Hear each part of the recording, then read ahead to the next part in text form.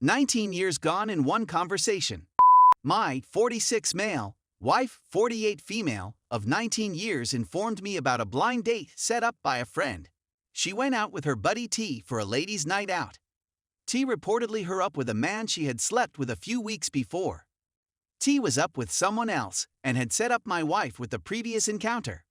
My wife left about 7 p.m. and returned at 3 a.m. that night. The revelation came entirely unexpectedly. She apologized, wants to work on our marriage, waterworks, and begged pardon. Because T had slept with him, she claimed that nothing transpired between her and the man. She knew agreeing to meet with him was bad, and traveling to meet with him was even worse. I don't think she's telling the truth when she says nothing occurred. She also said that the man worked at a sawmill and you earn more money, which is why I am the better choice. Essentially, she was admitting to deliberately attempting to replace me. This article would be a lot different if she could find someone with a higher earning job. My wife and T had a catastrophic collapse of their relationship not long after this girl's night out, and before the disclosure. According to my wife, they went from closest friends to T is a liar and a manipulative, jealous person. I believe the confession, or partial confession, was made to prevent T from informing me about her affair with the man, gaslighting me on the reality of what occurred by just giving me a portion of the story. Only enough to make things appear horrible, but not the whole heinous reality of what occurred. To be honest, I didn't need to know all that had transpired. Her narrative didn't make sense. There were just too many gaps in the plot. Little coincidences that happened around that time brought everything into sharp focus.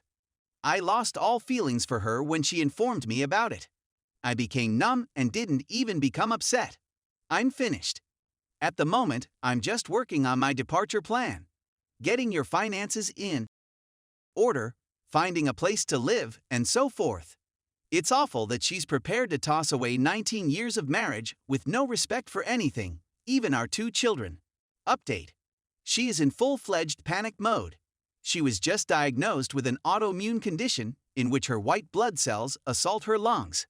Asthma episodes are caused as a result of this, which are untreatable by standard medicines. The only medication available to treat the disease has a cost of $13,000 after her Medicaid.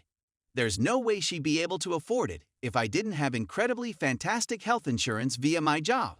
She is doing all she can to reconcile, even arranging for couples therapy. We completed 2.5 sessions. Explains why she spoke the truth in part and wants to correct things. Counseling went just how I expected. Every session focused on everything I'd done wrong, ever. This includes me working 50 hours a week to make ends meet since she is on partial disability and cannot work. But any stretch of the imagination, I'm not suggesting I'm flawless. Everything, including our 2 children, was raised up, except that I was told that mentioning her date night was forbidden.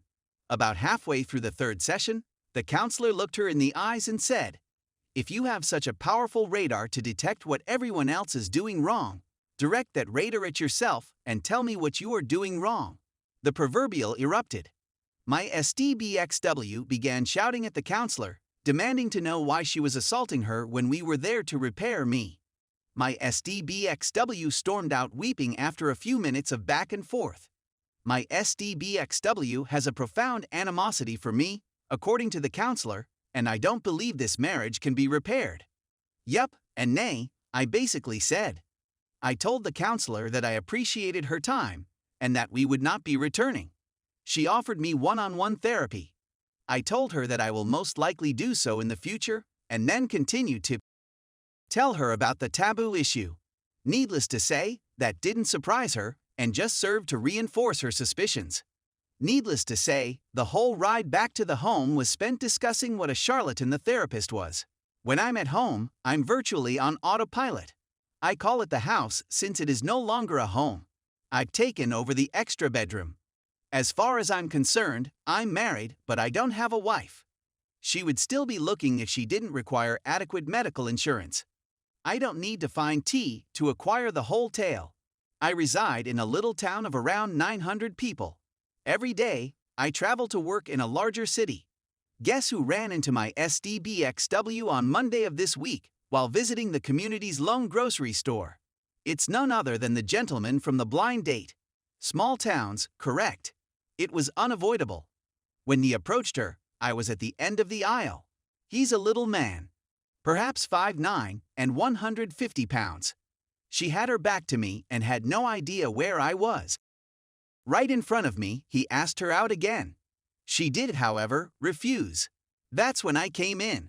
I inquired whether he was the man she had a date with approximately 2 months ago.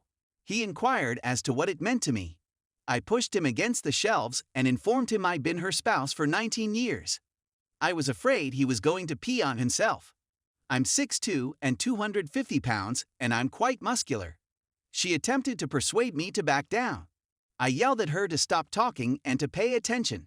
She burst into tears right away. He informed me he had been told she was unmarried and begged me not to murder him. I inquired as to whether they had F***ed. He gulped hard and answered yes, and she sobbed even more. I promised him I'd never see him again. He apologized profusely and stormed out of the business. Her AP exposed her by being at the wrong place at the wrong time. I would have eventually gone into T to obtain the tail if it hadn't been him.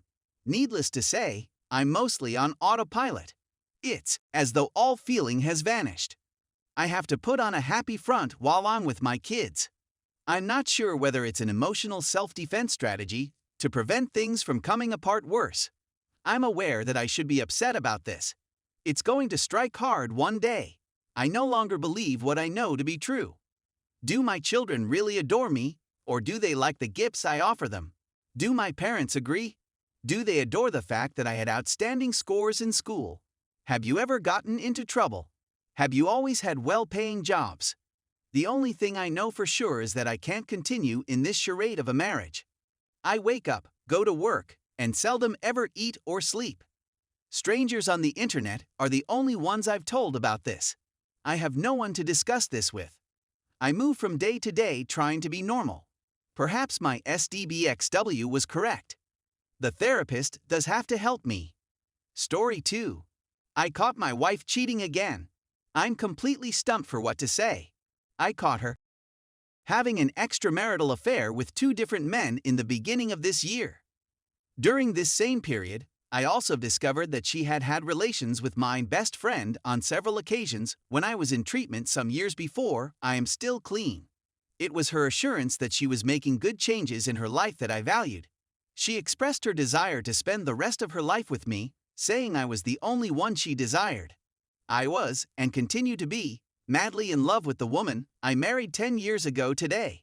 That woman, on the other hand, is no longer living. I am not a perfect spouse, but I believe that I am deserving of better.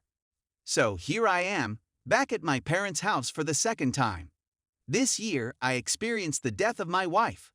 I found out that the best friend I had thought I had had since middle school was really just another piece of after I assumed he was the finest. My summer endeavor was to purchase a motorcycle in order to reward myself to something I had been wishing for. While on my way out of a NA meeting, someone cut me off, forcing me to crash my bike and break my leg in the process. My limb, as well as the rest of the equipment, had just recently started to function again when it was destroyed. I'm very aware that this post will come out as whining, and in a way, it is. At the moment, I'm just exhausted by the demands of life. The person I want to hold my hand while lie and reassure me that everything will be well is the same person who is causing me so much distress in the first place. My wife, on the other hand, was not a virgin when we got married. I've only ever had with my ex-wife, and that was years ago, first time I have referred to her as my ex. Growing up, I was quite overweight, which led to the development of male breasts and a weight of more than 315 pounds when I eventually attended rehab for eating disorders. Since then, I've lost a total of 115 pounds. However, this resulted in a significant amount of extra skin, and I really loathe the way my body appears. This is something I've always done. Because of this, I started abusing narcotics when I was a youngster. When I think of trying to be intimate with another woman and revealing my body to her, tears build up in my eyes. Also, the fact that my ex-wife will be having an encounter with a coworker on Wednesday night makes me want to go high to the max even more. It makes me want to throw in the towel and end my existence. That is something I promised myself I would not do. However, my mind is in such a poor place right now. I just do not want to be affected by anything.